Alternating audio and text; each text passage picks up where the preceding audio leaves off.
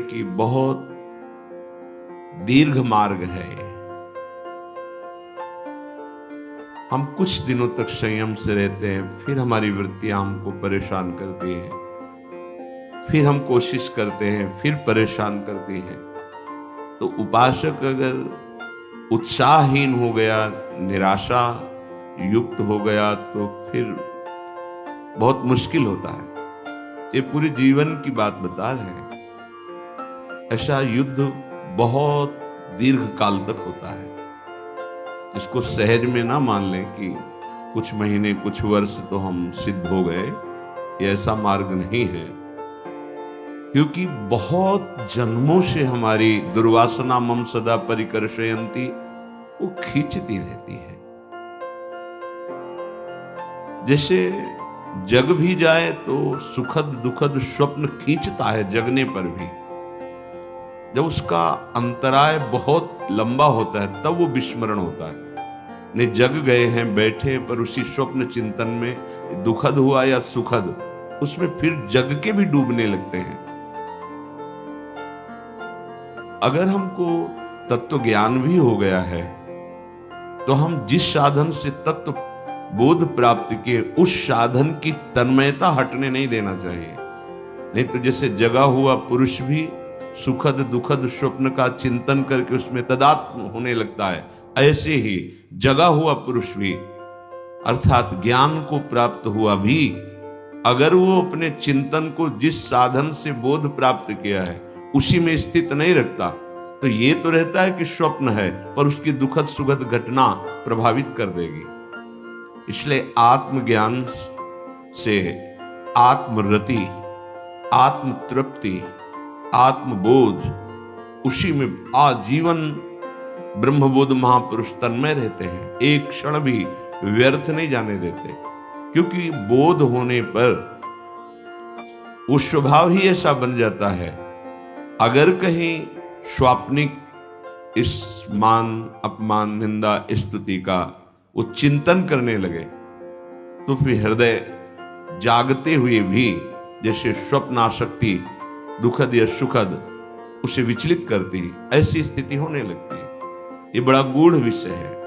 इसलिए पूज्यपाद उड़िया बाबा जी महाराज उनके वचन, आत्मज्ञान होने पर भी आत्मरति, आत्म क्रीड़ा, आत्मबोध उसी में चिंतन में।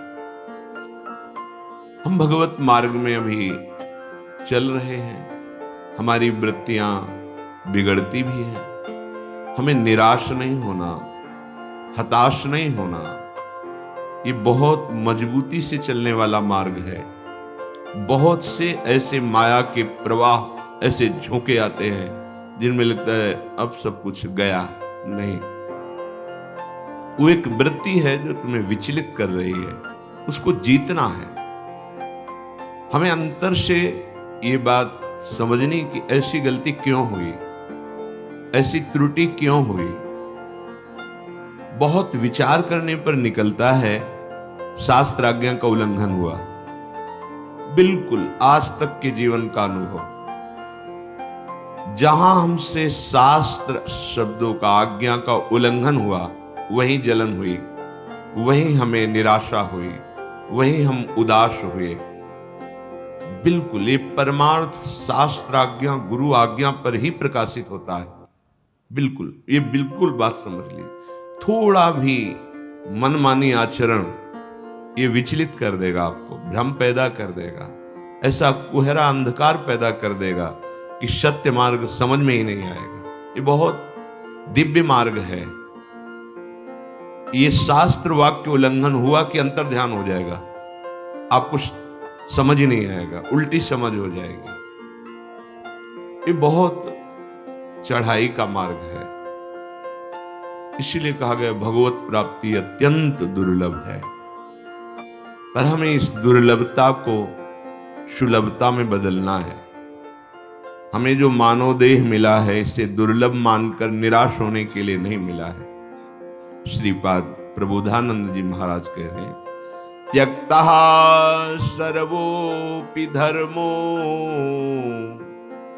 हरि हरि न मन्यत् त्यक्तमेकं विकर्म श्री कृष्णे तस्य नाम स्वथ तदनुचरे नागसामस्ति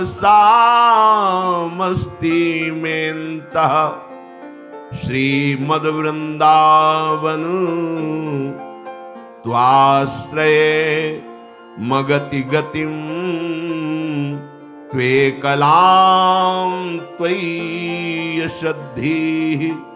किं कुर्यां कुत्र यायां यदि वत भवेत् तद्भवत्वेव कामम्। हे वृंदाटवी, ये जो महापुरुष जन अपने को कह के बोलते हैं तो अपने मन को तदात्म करते हैं संपूर्ण प्राणियों के, तब वो बोलते हैं। जैसे ध्रुव जी ने तदात्म होकर प्राणवायु रोकी तो संपूर्ण ब्रह्मांड की प्राणियों की प्राणवायु रुक गई। जब महापुरुष तदात्म होते हैं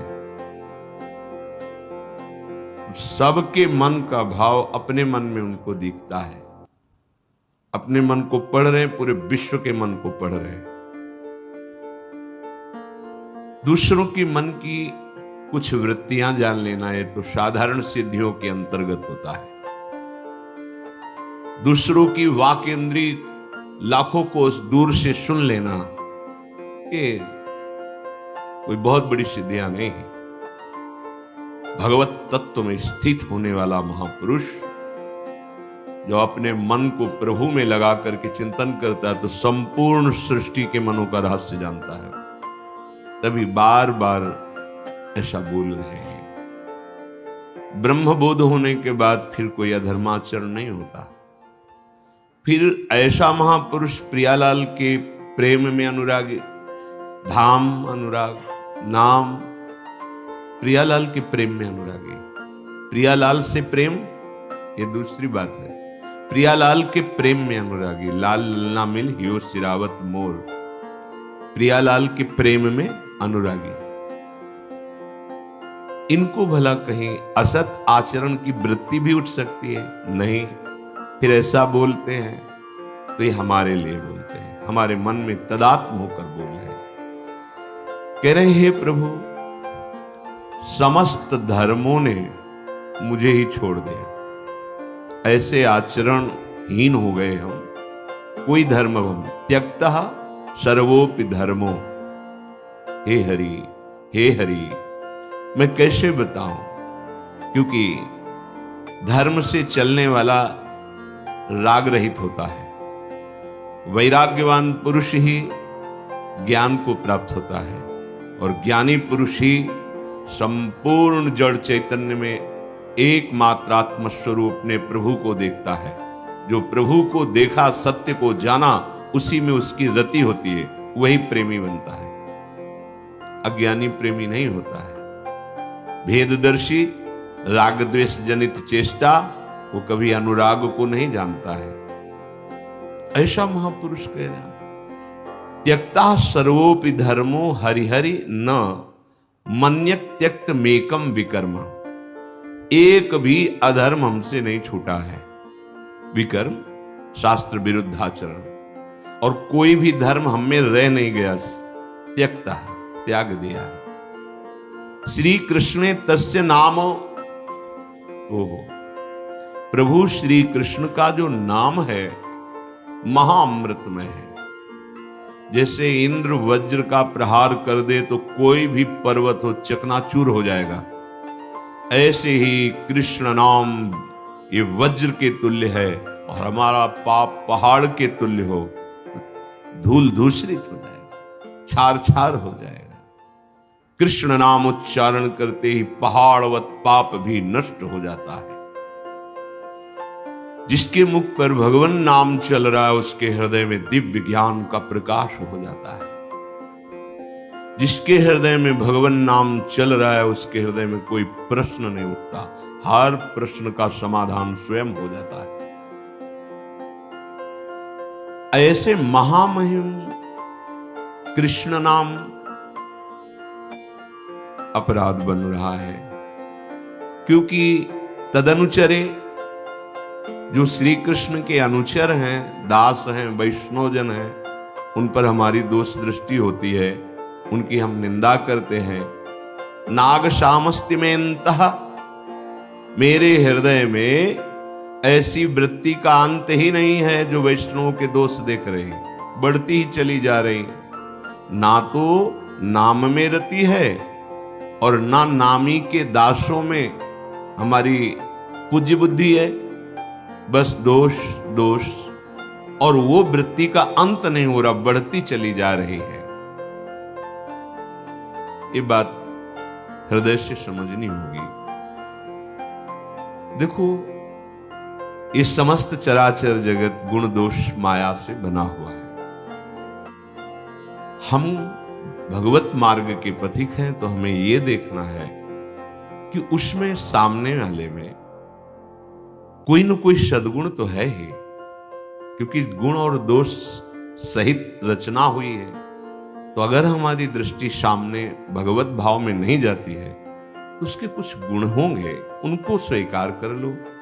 काहे को दोष दर्शन करते हो? जैसे भागवतिक तिलक लगाए हैं, कंठी बांधे हैं, कुछ ना कुछ राम कृष्ण हरि राधा कृष्ण, कुछ ना कुछ भगवान नाम उच्चारण करेगा ही, भले प्रीति नहीं है, नाम उच्चारण कर रहा है। जब मधुकर शाह जी एक गधे को माला पहना देने पर, तिलक लगा देने पर साष्टांग दंडवत करके 4 परिक्रमा करते हैं, वेश निष्ठा, ये भगवत दास। आगे हमें नहीं देखना है। उत्तम बात तो यह है कि हम साक्षात प्रभु को हृदय मंदिर में विराजमान देखें, क्योंकि यही प्राप्त करने के लिए हम चले हैं। ऐसी स्थिति नहीं है तो हम भगवत भाव, ये भगवान के निज दास हैं। जो चेष्टाएं वो मायाकृत हैं। जैसे गर्मी है तो लगेगी गर्मी, सर्दी है तो लगेगी। अशुद्ध आचरण कर रहा है तो अनुभव आएगा कि अशुद्ध आचरण कर रहा है, पर हमें विचार करना है कि परम शुद्ध प्रभु इसके हृदय में बैठे हैं, वो कृपा करेंगे जैसे हमारे ऊपर कृपा की, हमारे अपराधों को क्षमा करके परमार्थ में चला रहे। ऐसे प्रभु का दास है, सद्बुद्धि प्रभु प्रदान करेंगे, पर हम उसके दोषों का मुख से वर्णन ना करें। शांत श्रीपाद करें, ना तो प्रभु आपके नाम में रति है और ना आपके अनुचरों में पूज्य बुद्धि है, आपके दासों में दोष ही दोष, और आज तक वृत्ति का अंत नहीं हो रहा, वो बढ़ती चली जा रही दोष दर्शन की। ये बहुत घातक वृत्ति है, बहुत घातक वृत्ति है। हमें किसी में दोष नहीं देखना है, क्योंकि हमें मुक्त होना है, और जिसको फंसना है तो यही तो माया का आकर्षण है। द्वैत पैदा कर देना, भ्रम पैदा कर देना, दोषों का दर्शन करा के हमें पतित कर देना, यही इसकी चाल है। नहीं, सामने से तो वो दोष कर रहा है ना, उसकी सत्ता नहीं है। ना सतो विद्यते भाव, जो उसमें बैठा सत है वो देखने के लिए साधक बने हो ना।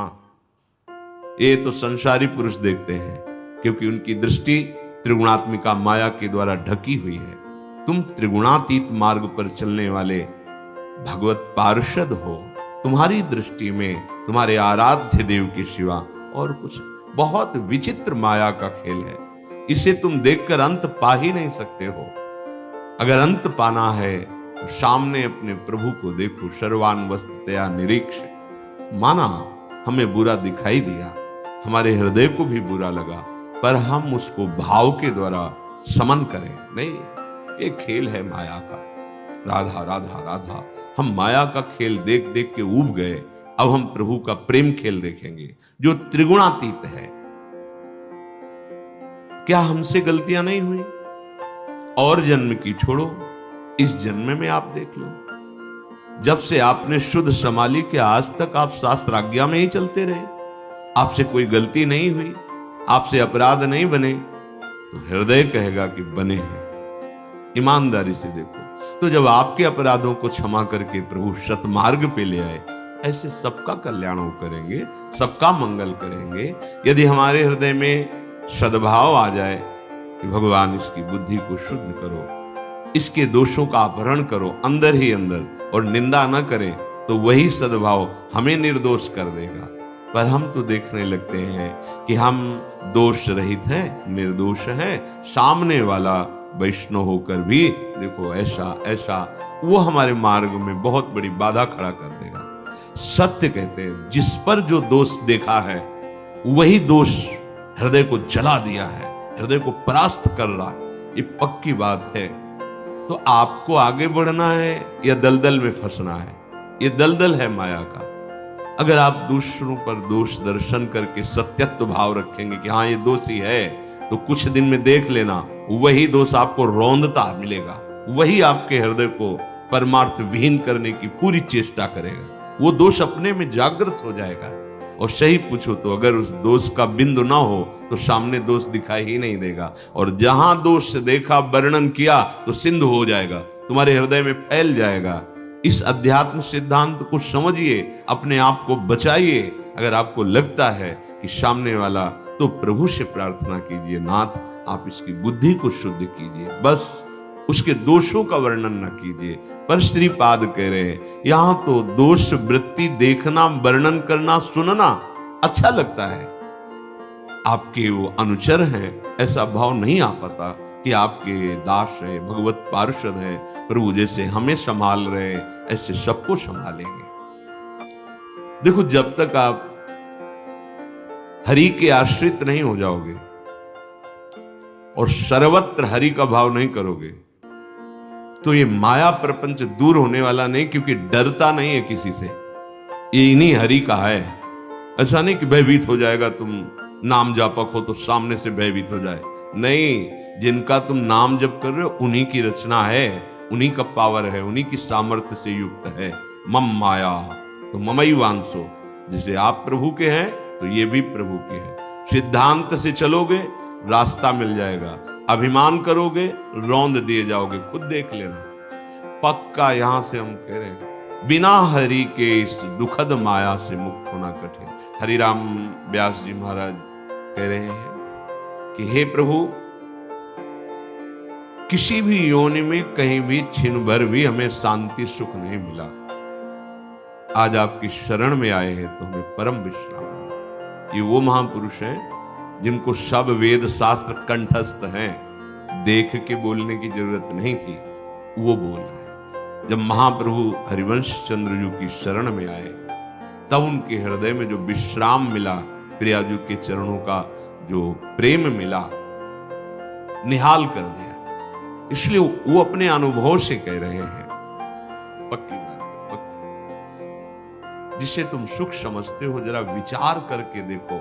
अब इसलिए विचार नहीं कर पा रहे कि मणि और कांच हाथ में हो और अनुभव हो कि मणि है और एक कांच है, तो फिर आपका विचार पक्का हो जाएगा कि हमें मणि लेनी। अब भगवदानंद की स्फूर्ति तो है नहीं और विषयानंद का सेवन कर रहे हैं, तो बार बार विचार विषयानंद में ही आकर्षित हो जाता है। अगर गुरु कृपा से थोड़ा भी भगवदानंद का स्वाद मिले तो फिर उसे हम त्याग करके आगे बढ़े। पर एक सिद्धांत है कि अगर हमें अनुभव नहीं है तो हम अनुभवी महापुरुषों पर विश्वास करके, क्योंकि मार्ग विश्वास का है, हम अनुभव करने चले तो अनंत जन्म बीत गए, अभी अनुभव नहीं हुआ, ना कभी होगा। क्योंकि हो तो अनुभव हो, ना सत्य विद्यते भाव, ना भाव विद्यते सत्ता। असत्य की सत्ता ही नहीं तो अनुभव क्या होगा? जो है उसका अनुभव होता है, और उसको ढके हुए है त्रिगुणात्मिका माया। तो हरिराम व्यास जी कह रहे, एक क्षण भी कभी सुख नहीं मिला जिसे सुख कहते हैं। किसी भी योनि में, किसी भी लोक में, जब आप राधा